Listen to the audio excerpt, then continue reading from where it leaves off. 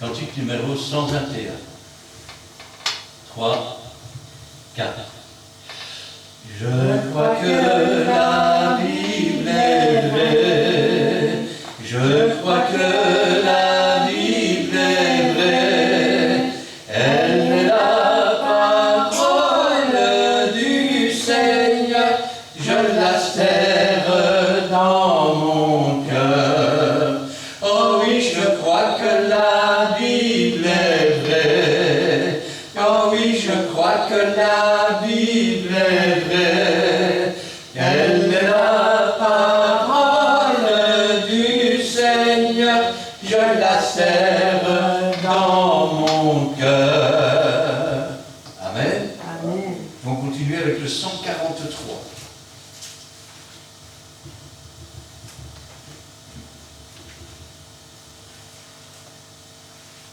Cantique numéro 143. 3, 4. Jésus peut me garder debout, il me tiendra dans sa main, il gardera mes pas sur le chemin, jusqu'à l'arrivée au séjour divin. Oui, Jésus peut, oui, Jésus peut. Jésus peut me garder debout. Jésus peut me garder debout. Il me tiendra dans sa main. Il gardera mes pas sur le chemin jusqu'à l'arrivée au séjour divin. Oui, Jésus peut, oui, Jésus peut, oui, Jésus peut me garder debout. Amen. Et le 158.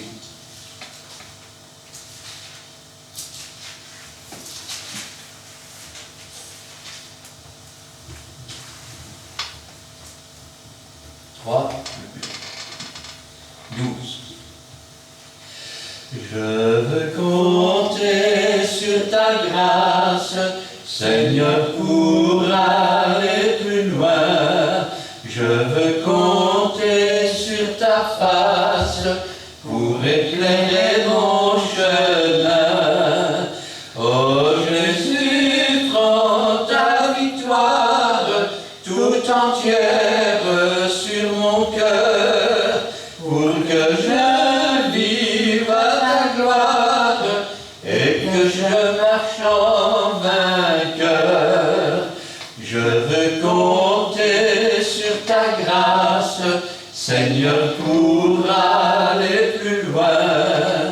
Je veux compter sur ta face pour éclairer mon chemin. Oh Jésus, prends ta victoire tout entière sur mon cœur, pour que je vive ta gloire et que je marche en vainqueur. Amen. Amen.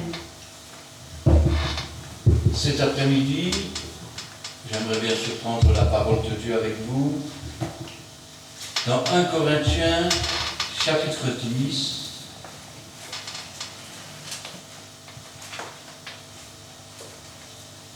Nous lirons là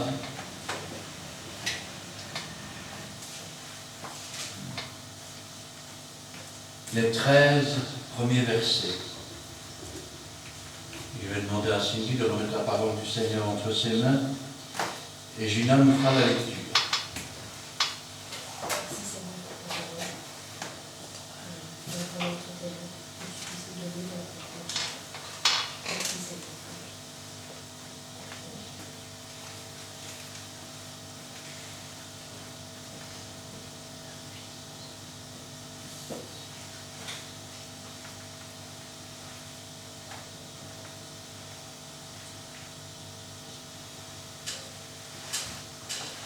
Corinthiens 10, versets 1 à 13.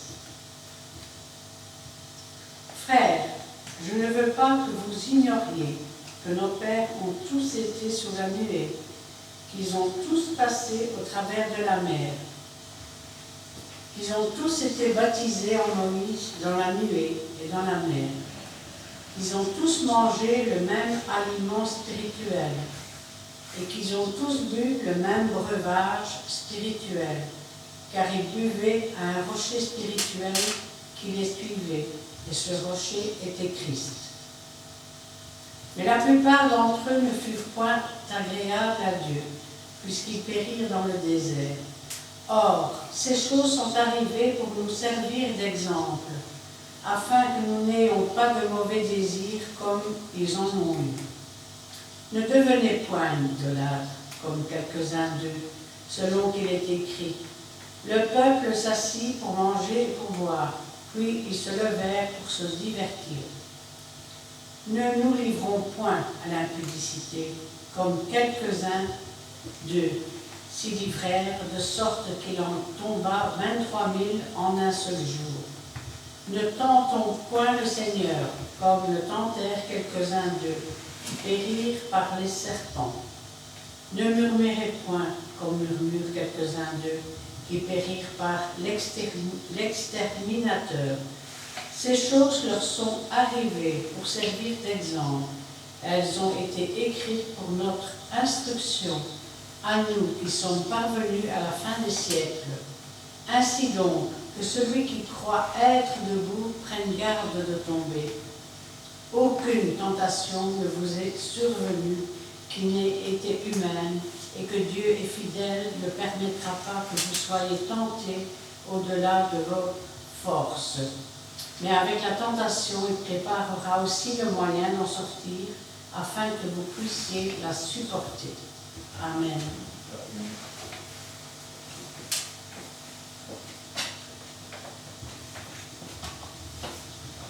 Frères, et nous pourrions ajouter frères et sœurs, je ne veux pas que vous ignoriez quelle intention de la part de l'apôtre Paul. Il ne veut pas que nous ignorions. Rappelez-vous ce que dit la Bible. Mon peuple se meurt, manque de connaissance. Nous pourrions dire, mon peuple se meurt à cause de l'ignorance. Or, je ne veux pas que vous ignoriez que nos pères ont tous été sous la nuée et qu'ils ont tous passé au travers de la mer. Il ne veut pas que cette chose soit oubliée. Pourquoi? Parce que dans ce récit, il y a l'image ou la représentation de tout le plan de Dieu pour son Église, pour ses frères, pour ses sœurs. Ma mère et mes frères, dira Jésus, ce sont ceux qui écoutent la parole de Dieu et qui la mettent en pratique. Alors, qu'ils ont tous été baptisés en Moïse dans la nuée et dans la mer, qu'ils ont tous mangé le même aliment spirituel et qu'ils ont tous bu le même breuvage, car ils buvaient un rocher qui les suivait et ce rocher était Christ. Voilà qu'on nous instruit encore plus. Revenons un peu sur cette histoire. Dieu envoie son serviteur Moïse et Dieu punit la nation qui a asservi Israël. Ce soir-là, Dieu demande une chose. Il demande que des agneaux sans tache, sans défaut, soient immolés. Que le sang soit mis sur les poteaux et les linteaux des portes, afin que lorsque la mort va passer, ceux dont les maisons seront ainsi badigeonnées du sang et qui auront mangé l'agneau, qui auront mangé les pains sans levain, les herbes amères et qui auront bu le vin, ceux-là soient épargnés. épargnés.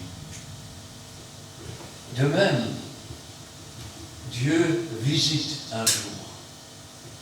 Et ce jour-là, il nous apporte la parole de Dieu, l'agneau de Dieu, qui a été immolé sur la croix du Calvaire. Il nous invite à saisir ce qu'il nous donne. Nous sommes toujours dans les ténèbres, mais nous nous nourrissons. Et après avoir réalisé l'amour de Dieu et notre situation de pécheur, le jour se lève enfin.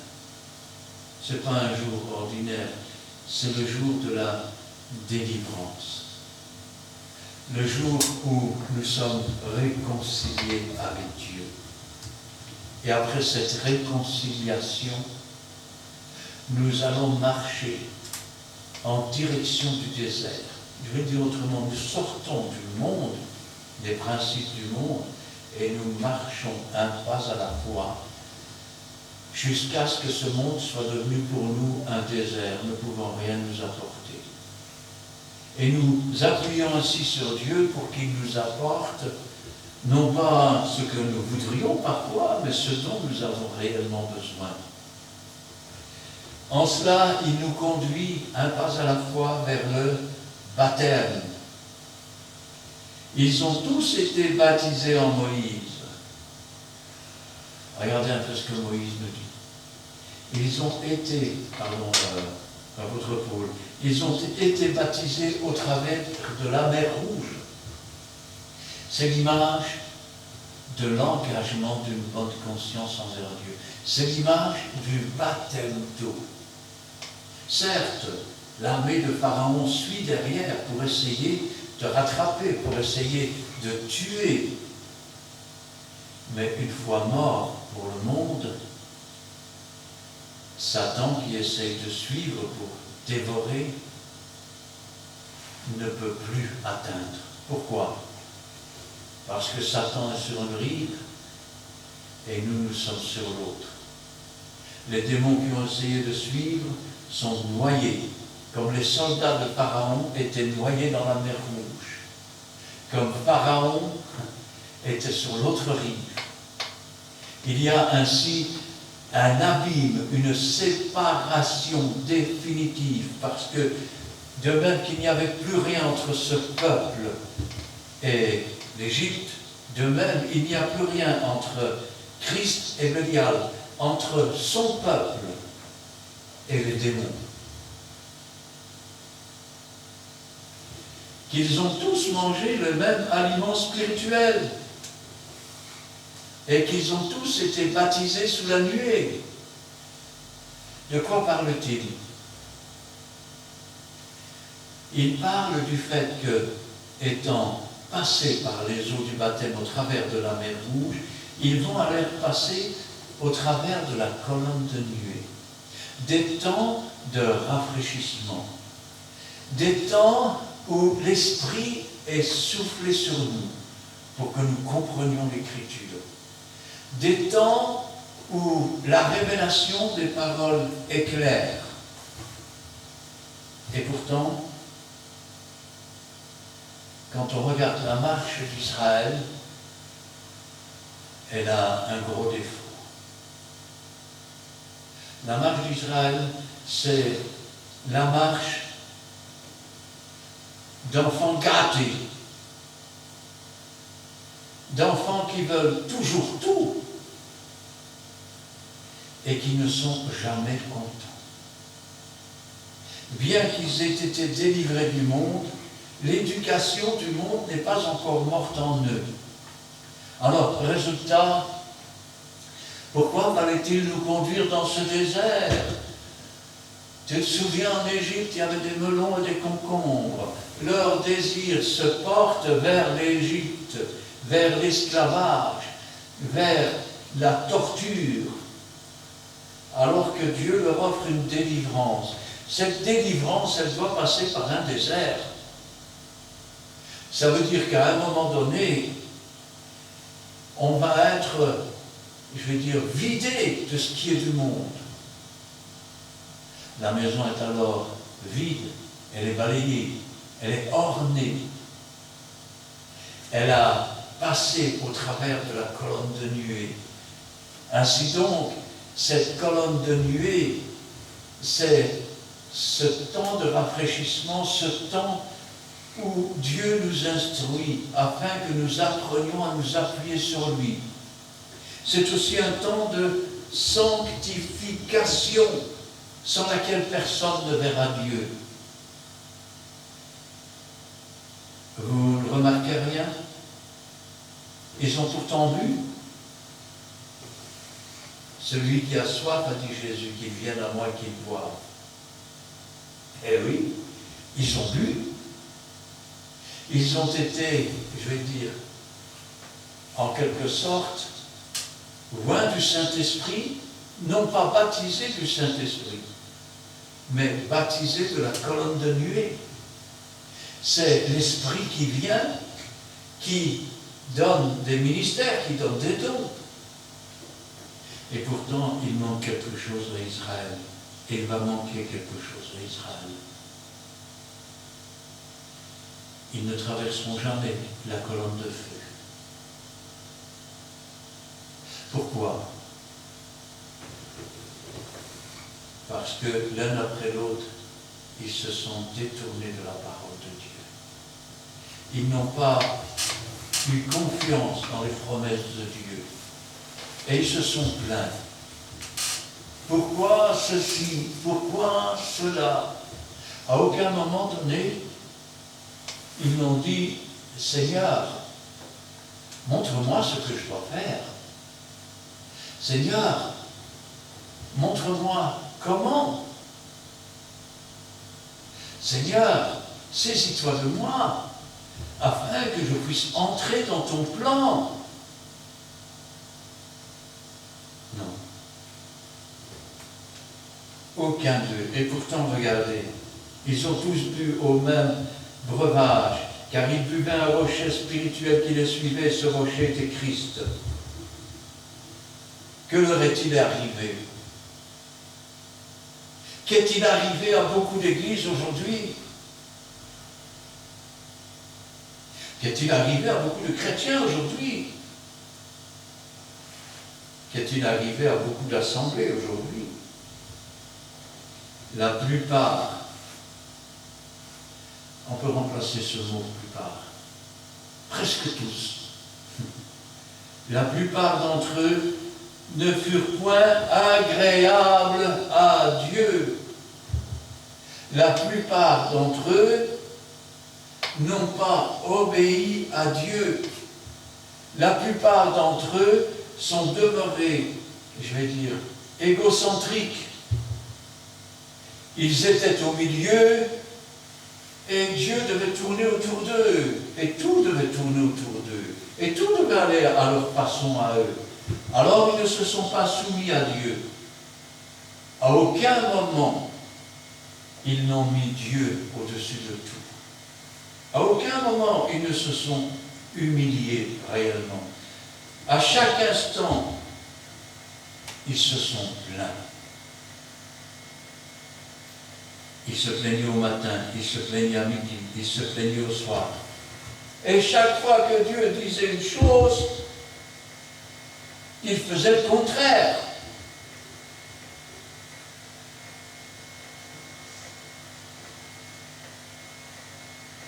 Mais la plupart d'entre eux ne furent point agréables à Dieu, puisqu'ils périrent dans le désert. Ce monde est un désert. Et aujourd'hui, il n'y a plus de gens qui se font appeler chrétiens, qui pourtant ont goûté à l'Esprit, ont goûté à la parole de Dieu, ont goûté et ont bu au rocher qui les suit dans le désert, mais ils ne sont pas agréables à Dieu. Ils périssent jour après jour dans le désert. Pourquoi? Parce qu'ils sont attachés à l'esclavage. Parce qu'ils n'aiment pas Dieu de tout leur cœur, de toute leur pensée, de toute leur force. Ils s'aiment plus que Dieu. Ils s'aiment plus que Dieu. Ils n'aiment pas leur prochain comme eux-mêmes. Ils s'aiment. Et ils sont reconnaissables. Pourquoi? Parce que moi je. À aucun moment vous n'entendrez Dieu voulant. À aucun moment vous n'entendrez la grâce du Seigneur a produit ceci. Ils n'ont aucun merci à remettre à Dieu. Ils s'élèvent. Ils deviennent orgueilleux. Dieu dit ça, mais moi je pense que. Et il est possible que. Et on m'a dit que. Et je pense que. Vous savez comment on appelle ça chez nous? On a entendu une vache braire. C'est tout. Et il n'y a aucun fondement. Aucun fondement dans certaines doctrines. Il n'y a aucun fondement, ni aucun passage de la Bible qui appuie certaines choses qui se font aujourd'hui chez les chrétiens dans les églises. Aucun fondement. Mais alors, si vous n'avez pas été chercher votre fondement dans la parole de Dieu, où êtes-vous allé la chercher? Qui vous l'a inspiré? Vous me direz, mais tu te rends compte de ce qu'il dit, celui-là, mais il se prend pour qui? Ben, réfléchissez. 10 mouvements d'église. Les 10 se contredisent.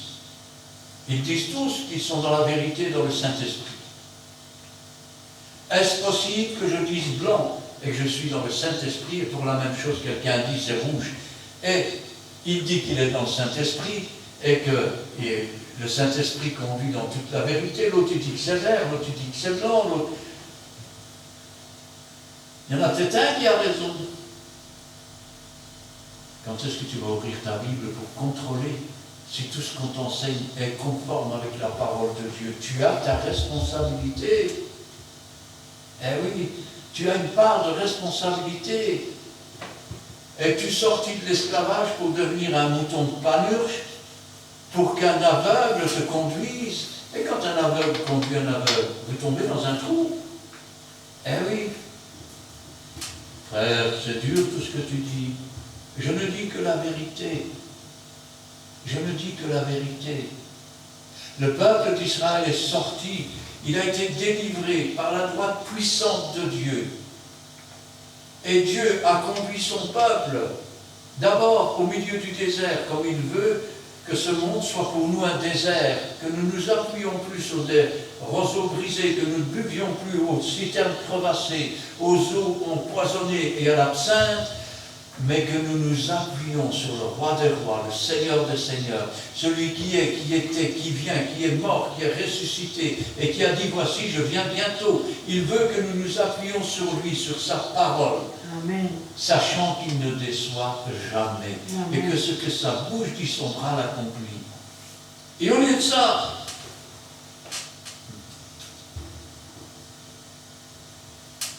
ils se sont détournés de Dieu. Ils se sont détournés de Dieu.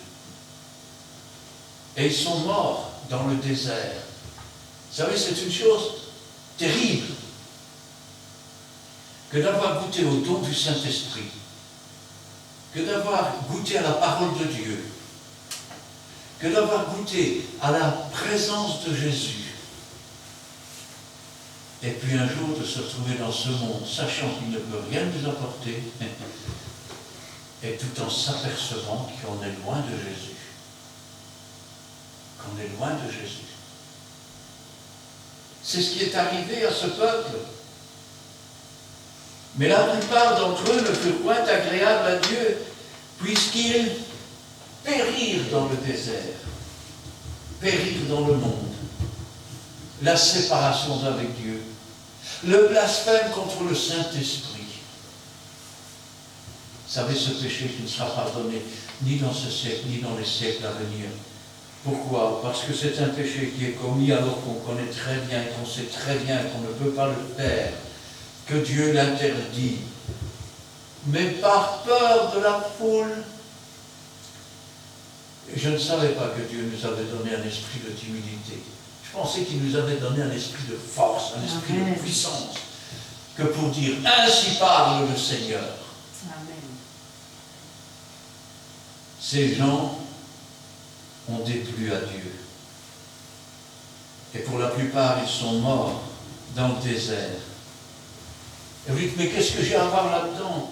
Or, ces choses sont arrivées pour nous servir d'exemple, afin que nous n'ayons pas de mauvais désirs comme ils en ont eu. Vous entendez? Dieu ne tente personne.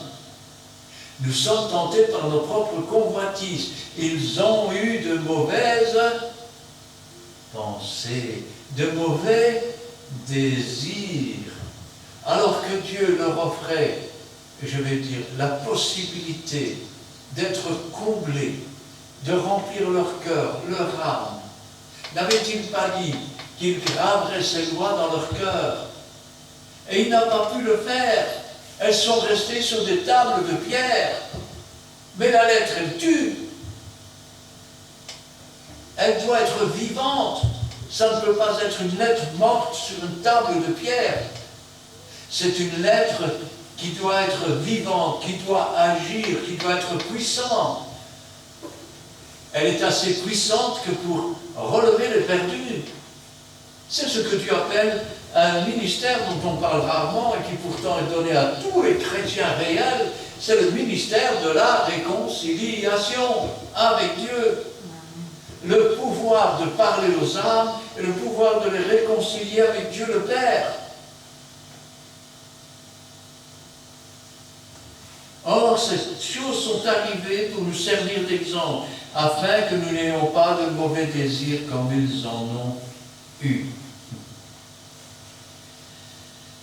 Ne devenez pas idolâtres comme quelques-uns d'eux, selon qu'il est écrit, le peuple s'assit pour manger et pour boire, puis ils se levèrent pour se divertir. Pour se divertir. Ils étaient dans le désert et Moïse était monté sur la montagne. 40 jours il resta sur la montagne. Vous savez, il y a des chiffres comme ça dans la Bible qui n'ont l'air de rien, mais il a plu pendant 40 jours du temps de Moïse, du temps de Noé, pardon. Moïse est resté 40 jours sur la montagne. Après sa résurrection, Jésus est resté 40 jours sur la terre. Il y a des chiffres dans la Bible qui sont ainsi donnés pour nous montrer déjà que tout est possible à Dieu. Et qu'ensuite, Dieu est un Dieu d'ordre, ce qui veut dire qu'il a des périodes et des temps qu'il a prédéfinis à l'avance et qui peuvent s'accorder les unes avec les autres. Et pendant que Moïse était monté, ils ont dit, fais-nous un veau d'or. Et ils ont commencé à vivre dans la débauche. Ils ont commencé, je vais dire, à retourner à leur instinct les plus vils. Une véritable Sodome et Gomorrhe. Alors quand Moïse est descendu de la montagne, il a brisé les tables de la loi, montrant ainsi qu'ils avaient brisé l'alliance que Dieu avait faite avec eux. Ainsi donc, ne devenez point idolâtres comme quelques-uns d'eux, qui selon qu'il est écrit, le peuple s'assit pour manger, pour boire, puis ils se levèrent pour se divertir. Il s'était fait un veau d'or, et il disait, tu es mon Dieu, sauve-moi. Et vous dites, ben oui, nous on ne fait pas de veau d'or. Qu'est-ce que les petits santons vont faire à la Noël en dessous de ton sapin? N'as-tu pas lu, tu ne peux pas te faire d'image, de représentation des choses célestes, ni de figures d'hommes, qu'elles soient en plastique, qu'elles soient en bronze, qu'elles soient en pierre ou en bois. Qu'est-ce que ce sapin fait au milieu de ton église avec des boules? C'est une fête païenne où les fermiers faisaient venir les paysans et où on pendait des pommes de sur l'arbre pour les enfants les cueillir. Qu'est-ce qui t'a pris de dire à tes enfants que Saint-Nicolas est passé, Saint-Nicolas est mort, il n'existe pas? Qu'est-ce qui t'a pris d'acheter des postures et de les mettre dans ta maison, des belles figures humaines, pour qu'elles habitent dans ta maison? N'as-tu donc ni intelligence, ni bon sens de dire ce que j'ai dans la main, c'est du mensonge? Ne sais-tu pas que tu ne sauveras pas ton âme? Et que ces choses se retrouvent dans l'Église, c'est encore beaucoup plus grave. Parce que l'Église devrait être un exemple. Ne nous livrons pas à l'impudicité, comme quelques-uns d'eux s'y livrèrent, en sorte qu'il en tomba 23 000 en un seul jour. Oh, oh, oh, oh, oh. Que s'est-il donc passé? Eh bien, voilà que le peuple, à un moment donné, a commencé à se débaucher avec des Moabites. Et ces Moabites, eh bien, elles avaient pour Dieu Baal-Péor, pardon, qui signifie le Dieu de la montagne. Péor étant, je vais dire, la montagne, le lieu où ils adoraient, je vais dire, cette idole qu'ils faisaient passer pour Dieu. Et Dieu avait dit de ne pas prendre des femmes étrangères. Mais ils se sont mis en couple avec des Moabites, au point que l'un d'entre eux est venu avec une Madianite.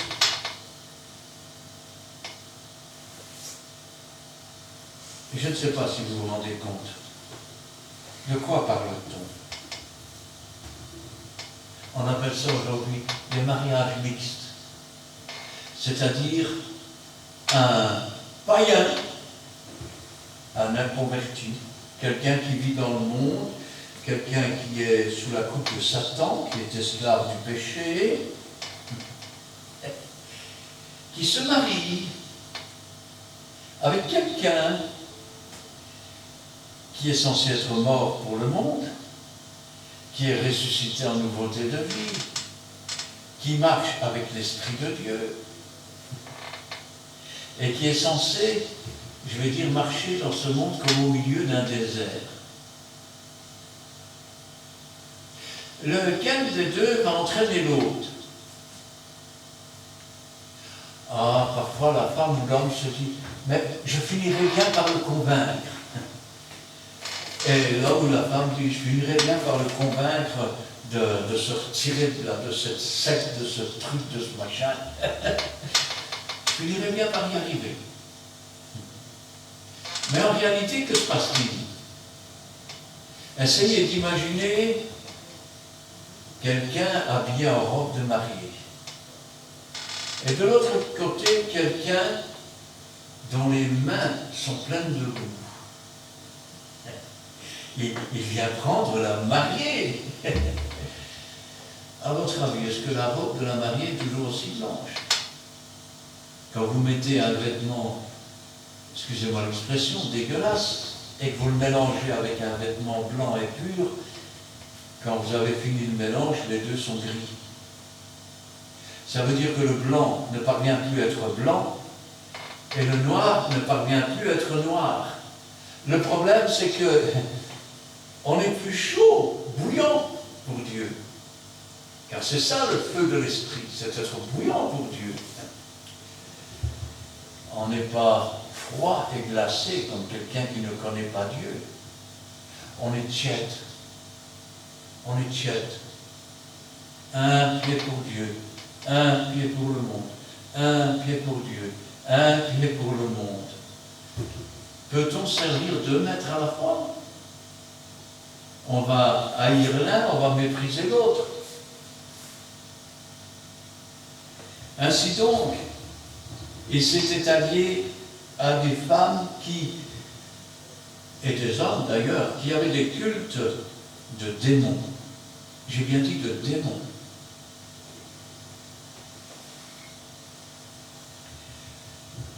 Ne nous livrons pas à l'impudicité, comme quelques-uns d'eux s'y livrèrent, en sorte qu'il en tomba 23 000 en un seul jour. Ne tentons point le Seigneur, comme le tentèrent quelques-uns d'eux qui périrent par les serpents. Ils sont arrivés à un moment donné de leur vie dans le désert. Et vous savez ce qu'ils ont dit? Je lirai ma Bible demain. Aujourd'hui, je n'ai pas envie. J'en ai marre. Ah, ils n'ont pas dit comme ça. Ils ont dit, nous sommes dégoûtés de cette misérable nourriture. Nous ne voulons plus de cette nourriture. Nous, ce qu'on voudrait, leur propre désir, c'est une nourriture qui vient du monde, qui vient de l'esclavage d'Égypte. Tu te souviens quand on était en Égypte, on avait des melons, des concombres, on avait de la viande. Le véritable enfant de Dieu, lui, va dire, tu avais des melons quand tu étais à moitié mort et que tu étais roué de coups. Quant à la viande, n'en parle pas, c'est quand Pharaon voulait bien, s'il voulait bien. Pour le reste, qu'est-ce que tu avais? Peine, souffrance, tracas, et aucune espérance de vie. Et que s'est-il passé? Il arrive parfois que l'on fasse une chute. Ben oui, ça arrive. Hein.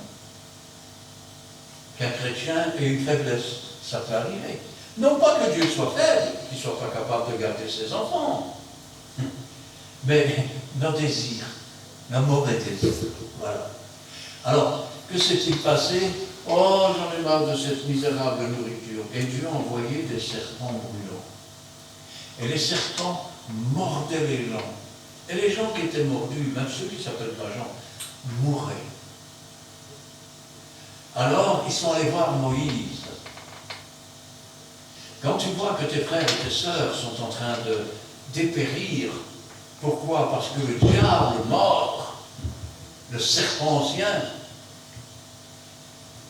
intercède, non pas auprès de Moïse, mais auprès de Jésus.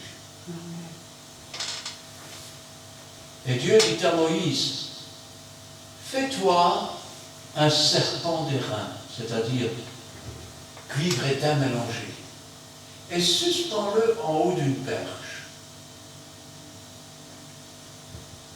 Rendez-vous compte, le serpent ancien, avec pour adversaire le serpent d'airain. Je vais le dire autrement. Le serpent vénéneux et mortel, le serpent qui mange la poussière de la terre tous les jours, face au serpent qui est brillant, qui est la lumière même. Alors, Moïse dit au peuple, quiconque aura été mordu, voilà les paroles de Dieu, et qui regardera vers le serpent sera guéri. Et celui qui regardera vers le serpent d'airain ne sera pas piqué. Écoutez bien, ne sera pas piqué. Ça a été écrit pour nous. Si tes yeux sont fixés vers Jésus, l'enchantement ne peut rien contre Jacob, la divination ne peut rien contre Israël, le diable ne peut rien contre toi. Amen. Certes, Dieu lui permettra parfois de te persécuter d'une façon ou d'une autre, mais c'est afin que tu apprennes par les choses que tu souffres l'obéissance et la foi, et non pas pour te détruire, car Dieu ne met pas ce qui peut dépasser ce que nous pouvons supporter sur nos épaules. Amen. Dieu est un Dieu d'amour qui subvient à nos besoins. Amen. Alors, que s'est-il passé? Moi, je sais bien, Moïse a dit ça, mais moi, je vais mériter mon paradis. Il y en a un là, qui a été piqué par un serpent, et je vais aller le soigner. Et pendant qu'il le soignait, il se faisait piquer lui-même aussi, et il mourait. Il y en a d'autres qui, insultant, et je vais dire, des entités qu'ils ne connaissent pas, prenaient des brosses et des balais. Nous, on va les chasser des serpents. Tu vas voir, on va les chasser. Nous sommes forts. Mais ils se faisaient mordre et piquer par derrière. Seul un tout petit nombre. Ah, j'ai été piqué. Moïse avait dit que si on regardait, on serait sauvé. Il regardait vers le serpent d'airain et ils étaient guéris. D'autres, voyant cela, disaient, alors il avait raison Moïse, c'est le témoignage. Et les autres commençaient à regarder vers le serpent d'airain. Dieu, dans les derniers temps, nous a dit de regarder au sacrifice de Jésus-Christ sur la croix du Calvaire. Si le diable et si le monde t'ont blessé, t'ont humilié, t'ont enchaîné, regarde vers la croix du Calvaire et tu te relèveras. Amen. Tu te relèveras. Tu as eu une faiblesse dans ta vie de chrétien, regarde vers la croix. Et le Seigneur te relèvera, comme il a relevé ceux qui ont regardé. Mais tous ceux qui n'ont pas voulu obéir sont morts dans le désert. Ne tentons point le Seigneur comme le tentèrent quelques-uns d'eux qui périrent par les serpents. Ne murmurez pas comme murmurèrent quelques-uns d'eux qui périrent par l'exterminateur. Oh! Jésus, par la foi, nous dit déjà, vous êtes assis dans les lieux avec Christ. Ça veut dire qu'au travers du voile de la chair de Christ, nous avons une libre entrée dans les lieux célestes. Nous ne combattons pas contre les hommes, contre la chair, contre le sang. Nous combattons contre les esprits méchants dans les lieux célestes. C'est le combat du véritable chrétien. Nous ne nous battons pas avec nos poings et nos pieds, mais nous nous battons avec le casque du salut, avec le bouclier de la foi, avec l'épée de l'esprit qui est la parole de Dieu, avec la cuirasse de la justice, avec la ceinture de la vérité et les chaussures que donne le zèle de l'évangile. C'est un combat de tous les jours. Eux devaient rentrer dans le pays et ils devaient se battre. Mais ils ont dit, c'est des géants.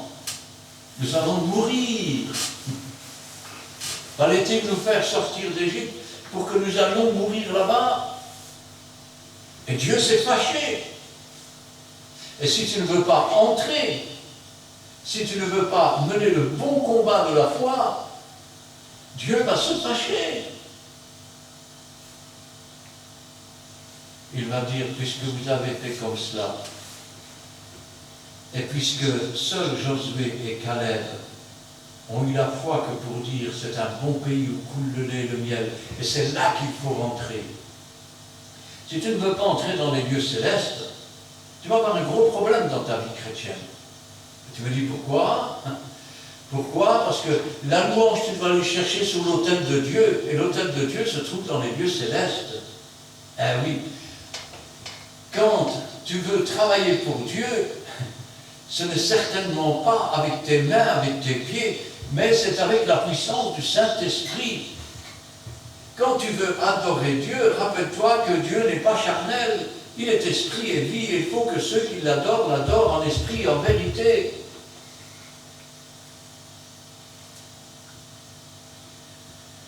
Ne tentons point le Seigneur comme le tentèrent quelques-uns d'eux qui périrent par les serpents. Ne murmurez point comme murmurèrent quelqu'un d'eux qui périrent par l'exterminateur. Alors qu'ils étaient aux portes du pays. Alors que tout ce qu'ils avaient à faire, c'est de dire, Seigneur, tu m'as demandé d'entrer, je rentre maintenant. Et je ne veux plus faire marche arrière. Ils n'ont pas voulu rentrer. Quel merveilleux combat ça aurait été. S'emparer des lieux célestes.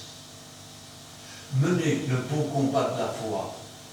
Dans le chemin, la vérité et la vie. Et non pas dans les préceptes du monde. Au lieu de ça, ils n'ont pas voulu entrer. Alors ils vont errer dans le désert. Ils vont devenir comme des pigeons voyageurs. Pendant 40 ans, ils vont tourner en rond dans le désert. 40 années, 40 longues années, une génération. Et ils vont mourir dans ce désert. Dieu avait parlé. La génération suivante va entrer dans le pays. Elle ne fera pas comme les parents des autres générations. Elle dira, Dieu a dit, et nous avançons, et nous entrons, et nous prenons possession du pays. Sur la nouvelle génération, aucun des parents de ceux-là ne sont entrés. Seuls Josué et Caleb. Moïse lui-même n'a pas pu rentrer. Il a vu de loin. Et quand Jésus va venir enlever son église, beaucoup vont le voir de loin, mais ils ne pourront pas entrer. Vous savez pourquoi? Parce que la première fois, Dieu avait dit à Moïse, frappe le rocher. Et ainsi, Christ a été crucifié pour nos péchés. Mais maintenant qu'il a été crucifié une fois pour toutes, nous ne pouvons plus le crucifier par nos œuvres, par nos actes. Nous devons parler au rocher des siècles. Et Moïse n'a pas parlé, il a frappé le rocher. C'est l'image de celui qui continue à pécher. Mais après avoir goûté au don de Dieu, après avoir goûté à l'esprit, à la parole, à la lumière, à la connaissance de la parole de Dieu, celui qui continue à pécher, mais il n'y a plus de sacrifice pour lui. Jésus ne va pas revenir une nouvelle fois pour mourir pour les nouveaux péchés. Ne murmurez point comme murmurèrent quelques-uns d'eux qui périrent par l'exterminateur. Ces choses leur sont arrivées pour servir d'exemple. D'exemple. Vous savez ce que c'est qu'un exemple?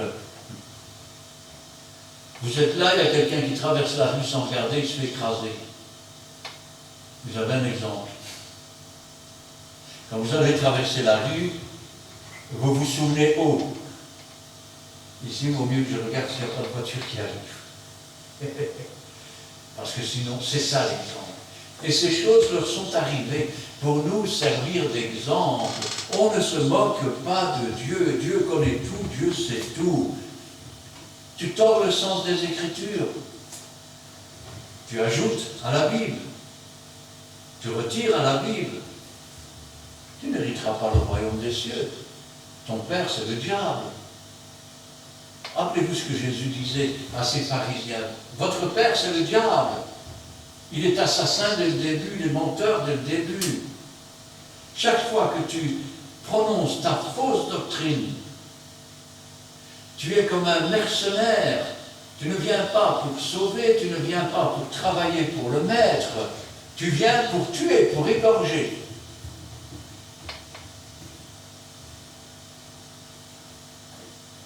Et le moment venu, Dieu dira, retire-toi de moi, je ne te connais pas, je ne t'ai jamais connu.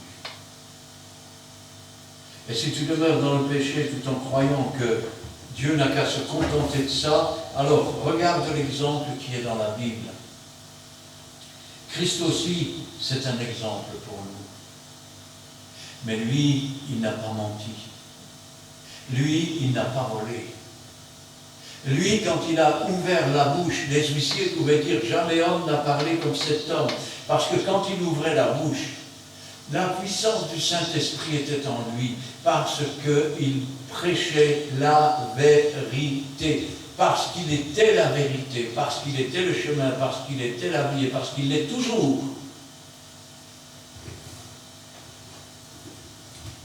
Si maintenant tu prêches un autre évangile, une autre doctrine que celle de Dieu,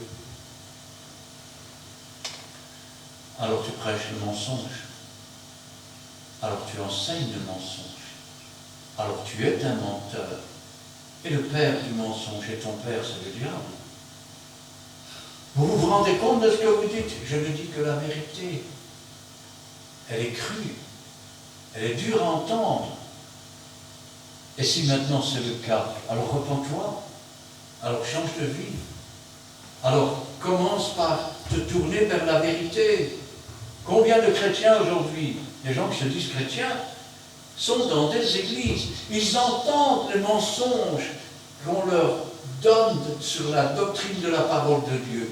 Ils ont lu les passages, ils disent le pasteur dit ça, mais pourtant c'est marqué comme ça. Mais ils se taisent, ils s'assoient et ils sont des moutons de palurge. Crois-tu que tu vas sauver ton âme comme ça? Lève-toi, ainsi parle le Seigneur. Et pas ainsi on m'a dit, et il paraît que, mais la Bible dit le contraire. C'est toujours la Bible qui a raison. Quelles que soient les explications qu'on peut essayer de te trouver, si la Bible dit le contraire, c'est la Bible qui a raison. Amen. Ainsi donc, ces choses leur sont arrivées pour servir d'exemple, et elles ont été écrites pour notre instruction, pour nous instruire, pour nous corriger, pour nous exhorter à continuer dans la voie du salut ou à nous détourner de la voie de la perdition. Rappelez-vous ce que disait le Seigneur. Étroit et resserré le chemin qui conduit à la vie. Large et spacieux le chemin qui conduit à la perdition. Beaucoup sont ceux qui prennent ce chemin. Déjà au temps de Moïse, beaucoup sont ceux qui ont pris le chemin de la destruction et qui sont morts dans le désert. Et pourtant, malgré qu'ils sont morts dans ce désert, regardez un peu la bonté et l'amour de Dieu. Pendant les 40 années, 40 ans, leurs sandales ne se sont pas usées. Leurs vêtements ne se sont pas usés. Et vous direz, ah ben dis donc, quel cadeau que Dieu a fait à cette génération. Non, cette génération devait mourir dans le désert. Mais Dieu a préservé ses vêtements pour la génération suivante. Pour la génération suivante. Et la génération suivante est entrée avec les vêtements non usés que les parents portaient. N'as-tu pas lu que le Seigneur nous revêt du salut? Si maintenant tu te détournes et que tu meurs dans ce monde, dis-toi bien que le vêtement du salut n'est pas usé. C'est toi qui t'es détourné. C'est toi qui t'es dépouillé du vêtement du salut. Et la génération suivante saisira le vêtement du salut et elle l'arborera pour rentrer dans les lieux célestes. Comme cette génération suivante est entrée dans le pays promis avec Josué, avec Caleb. Ce que je dis, c'est que si cette génération ne veut pas se lever, Dieu fera lever la génération suivante. Et ce jour-là, tu diras, oh, si j'avais su, ce sera trop tard. Ce sera trop tard, car les temps sont courts. Ces choses leur sont arrivées pour servir d'exemple. Elles ont été écrites pour notre instruction à nous qui sommes parvenus à la fin des siècles. À la fin des siècles. Mon frère Edo, pasteur, dit souvent, au mieux la fin d'une chose que le début. C'était la fin des holocaustes et des sacrifices. C'était le début d'une nouvelle ère. L'ère où un seul sacrifice, le sacrifice de Jésus-Christ, sauve, guérit et délivre. Et aujourd'hui, nous sommes arrivés à la fin des siècles, c'est-à-dire au temps de la réconciliation avec Dieu. Si je devais donner l'heure, je dirais qu'il est... Il y en a qui disent qu'il est minuit moins 1, moi je serais pas aussi catégorique, je dirais qu'il est minuit moins 5. Ça te laisse 5 minutes pour te préparer. Mais 5 minutes devant Dieu, ce sera le jour où Dieu coupe le fil de ta mort. Et là, il sera minuit. Alors, soit tu tomberas dans les ténèbres, soit à minuit et 1 seconde, tu réaliseras alors que tu t'envoles en un clin d'œil dans la lumière et dans le jardin de Dieu. Le choix, il est dans ton camp. Je ne peux pas choisir à ta place. Ainsi donc, que celui qui croit être debout prenne garde de tomber. Tu sais ce que c'est que de prendre garde? Quand tu travailles dans des endroits dangereux, tu travailles au feu par exemple, tu prends garde quand on ouvre la porte du four, parce que tu sais qu'il peut toujours y avoir ce qu'on appelle un retour de flamme. Et tu ne tiens pas à être brûlé vif. Quand tu t'approches d'un pilon ou d'une grosse pièce de métal avec ce qu'on appelle ta broque pour mettre en dessous, tu la tiens bien droite et tu fais attention.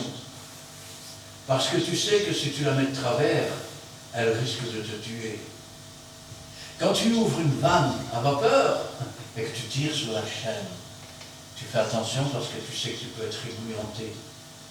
Ah, toi tu travailles sur les chantiers. Oui, d'accord. Mais quand tu es en train de travailler, qu'il y a des engins qui passent, il faut toujours avoir un œil dans ton dos. Parce que parfois ils reculent, ils ne te voient pas. Et il y en a bien qui sont morts sur les chantiers comme ça. Ah, mais moi je ne travaille pas là-dedans. Moi je travaille dans une usine où on fait des fils. Alors regarde à tes doigts.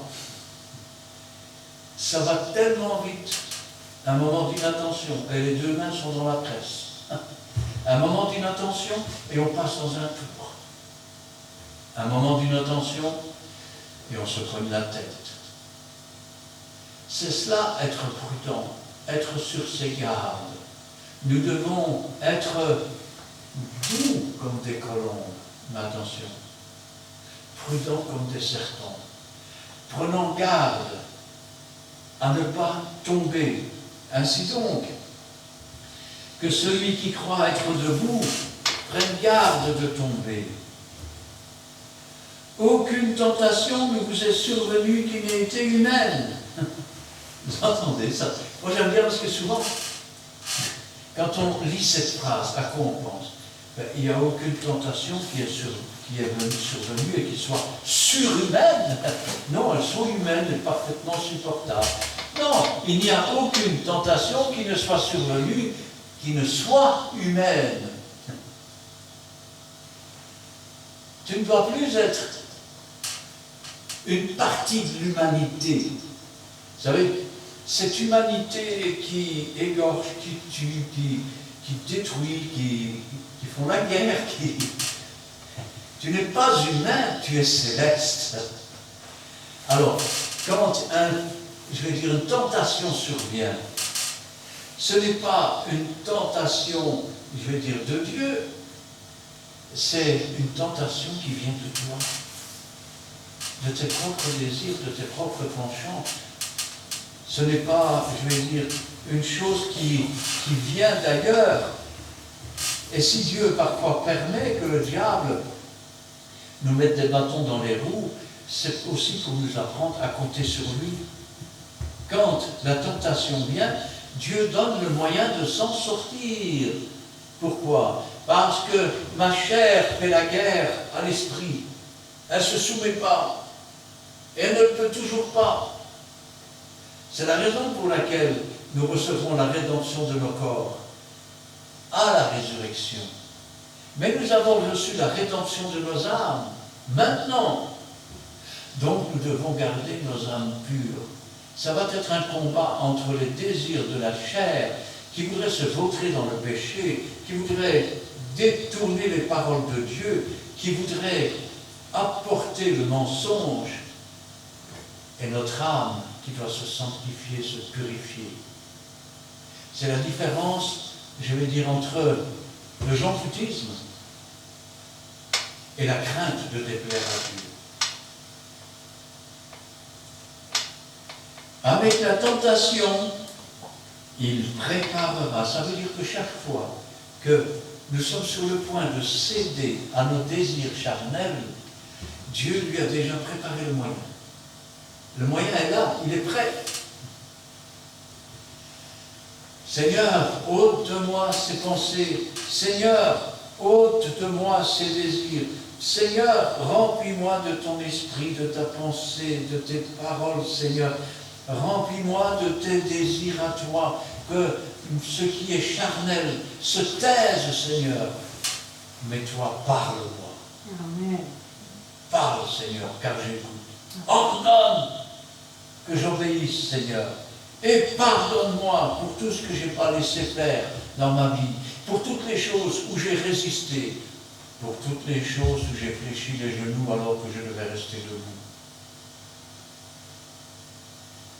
Mais avec la tentation, il préparera aussi le moyen d'en sortir, afin que vous puissiez la supporter, afin que vous puissiez vous redresser. Si vous ne pouvez pas la porter, vous fléchissez. Mais si vous pouvez la porter, vous vous redressez. Et quand on peut porter quelque chose, ce qui veut dire qu'on peut avancer sans tomber, avec. Si elle pèse trop, vous êtes écrasé. Elle pèsera trop si vous avez plus de désir pour cette tentation que pour Dieu. C'est ce que Dieu disait à Caïn. Si tu agis bien, tu relèves ta tête. Si tu agis mal, le péché est couché devant ta porte. Et tu sais pourquoi il est couché devant ta porte? Comme ça, quand tu vas ouvrir ta porte, tes regards, tu vas trébucher sur le péché. Tu vas tomber dans la poussière. Et le diable sera là pour essayer de te nourrir avec de la poussière. C'est ça la nourriture. C'est les choses du monde, c'est les choses des nations.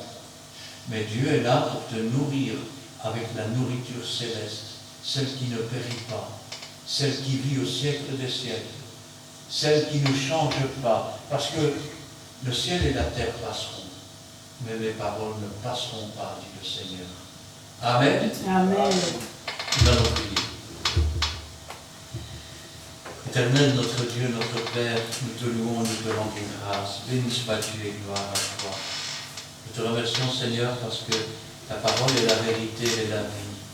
Et la révélation de tes paroles est claire. Elle est une lumière sur notre sentier.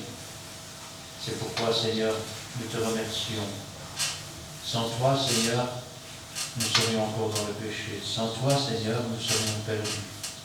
Aujourd'hui, c'est vrai, Seigneur, que nous marchons dans ce monde comme au milieu d'un désert, que nous ne voulons nous appuyer ni sur l'un ni sur l'autre, mais que le seul bâton sur lequel nous voulons nous appuyer, c'est le tien, Seigneur. Sachant que nous voulons redresser nos cordages au pied du mât, sachant, Seigneur, que sur ce mât, tu as offert ta vie pour nos péchés et en rançon pour nous. Sachant que nous avons été rachetés à un grand prix, sachant, Seigneur, que tu viens bientôt nous chercher et que cette vie est tellement courte par rapport à ce que toi tu nous as offert. C'est pourquoi, Seigneur, donne-nous d'être doux comme des colombes, mais surtout prudents comme des serpents. Donne-nous de prendre garde quand nous croyons être debout, car souvent l'orgueil abaisse et l'humilité élève. Donne-nous, Seigneur, d'être soumis à tes préceptes, à ta parole, mais aussi, Seigneur, à tes commandements, afin que nous ne nous contentions pas, Seigneur, d'étudier les textes, mais afin que cette parole, qui est une lettre écrite, devienne une lettre vivante dans nos cœurs, dans nos âmes, dans nos pensées, dans nos actions. Et qu'ainsi, ce ne soit plus nous qui vivions, mais que ce soit toi qui vives en nous, et que toute la gloire t'en revienne. Gloire au Père, gloire au Fils, et gloire au Saint-Esprit. Amen. Amen. Merci Dieu pour tout ça, pour la mission encore, pour ta suffisance. Qui nous a fortifié. Et bénis l'instrument que tu as choisi. Je suis pour le consacrer tout ça. Que tu n'aies jamais laissé aucune tentation de dominer notre force de la vie. Parce que tu donnes tout de manière quelque chose. Tu es supporté par le Seigneur. Nous sanctifions Père Saint ta présence dans cette parole. Parce que tu es là. Tu permets beaucoup de choses. Et tu prépares avec la personne agressive. On t'a sorti de dominer notre force. Nous te bénissons encore, nous te sanctifions. Merci. Nous pouvons faire te dire, Père Seigneur, que tu puisses encore bénir dans notre enregistrement et bénir notre chemin de retour afin que la prochaine fois nous puissions avoir encore un témoignage pour te témoigner. Et nous devons délivrer cette prière dans le nom précieux de notre Seigneur Jésus-Christ, notre Sauveur. Amen. Amen. Merci Seigneur pour ta parole d'aujourd'hui. Parole vivante, parole qui est vraie, parole qui est une lampe sur notre sentier. À travers ce récit, dans 1 Corinthiens 10, tu nous rappelles que comme Moïse a vu le rocher spirituel, tu nous rappelles que nous avons vu aussi le rocher spirituel, qui est Jésus-Christ. Tu nous as délivrés de l'esclavage dans ce monde, que tu nous as rendus libres. Tu as fait de nous des enfants de Dieu. Donne-nous, Seigneur, de ne pas regarder à gauche ni à droite, mais de regarder à toi seul, toi qui es tout pour nous, toi qui es notre Dieu, toi qui es notre rocher, toi qui es un ami fidèle en qui nous pouvons nous confier librement. Tu nous exhortes à rester fermes sur le chemin qui t'a tracé pour chacun de nous, de fuir le péché, l'impudicité, l'idolâtrie qui nous conduisent à la perdition. Et nous voulons, Seigneur, nous diriger dans ce chemin qui nous conduit à la vie éternelle. Et si l'épreuve abonde, viens à notre secours, oh mon Dieu, car tu ne permettras pas aucun fardeau qui dépasse nos forces. Quand l'épreuve est là, tu nous donnes toujours la solution pour nous en sortir. Augmente notre foi en toi. Donne-nous, Seigneur, d'avoir confiance en toi, car tu es tout pour nous, Seigneur. C'est toi qui, du haut du ciel, dans la maison céleste, prends soin de nous.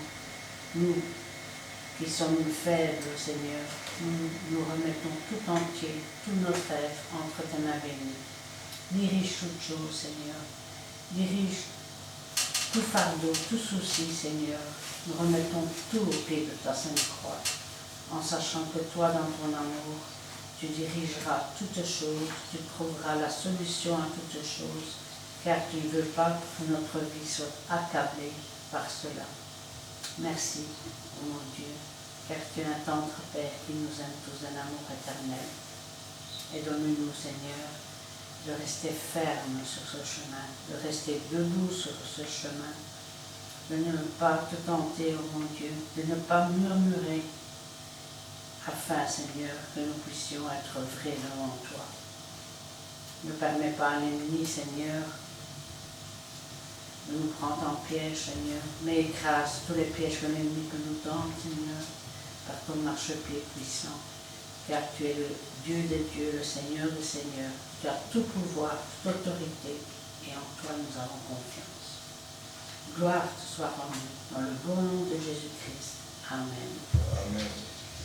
Merci Seigneur pour ta parole. Je me donne notre témoin. C'est quelque chose qui puisse nous diriger aussi dans ce que tu veux en volonté. Seigneur, que tu puisses nous aider aussi, Seigneur, pour quelque chose, que tu puisses nous garder en ton apprentissage. Je te remets tout notre prière aussi pour tout le monde, que tu puisses agir comme tu sais que tu peux le faire. Je te remets aussi le retour, que tu puisses nous garder, et aussi la semaine aussi. Que tu puisses bénir cette semaine et nous garder les choses, Seigneur. Merci, Seigneur. Amen. Amen. Eh bien, nous terminerons avec le cantique 518.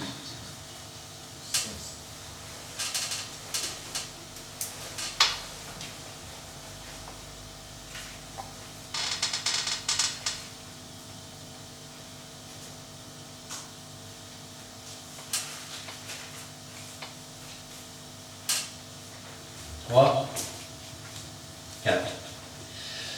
Sur le chemin va sans peur, car Jésus est devant toi. Il veut être ton sauveur. Oh, suis-le par la foi. Et maintenant saisis la main de ton sauveur, car lui seul te donne l'éternel bonheur. Il a donné sa vie sur la croix. Oh, suis-le par la foi.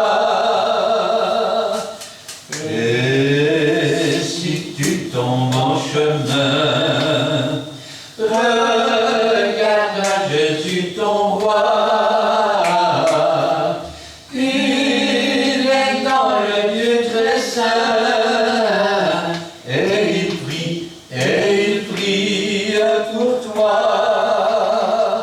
Et maintenant saisis la main de ton Sauveur, car lui seul te donne l'éternel bonheur. Il a donné sa vie sur la croix. Oh, suis-le par la foi. Réjouis-toi chaque jour et chante à ce Dieu d'amour.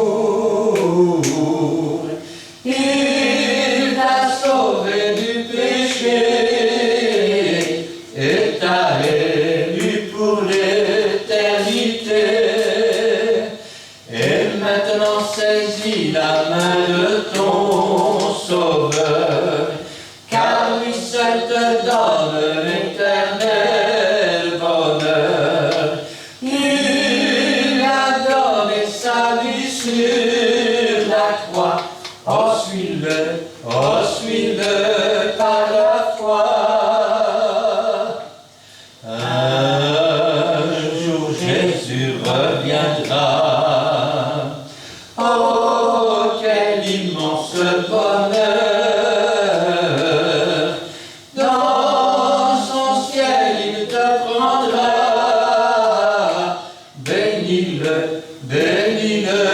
dans ton cœur.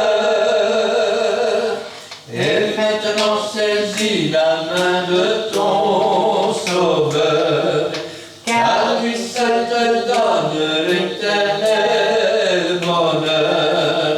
Il a donné sa vie sur la croix. Oh, suis-le par la foi. Amen. Et Amen. Amen. Que l'Éternel te bénisse et qu'il te garde. Que l'Éternel fasse luire sa face sur toi et qu'il t'accorde sa grâce. Que l'Éternel tourne sa face vers toi et qu'il te donne la paix. Amen et Amen.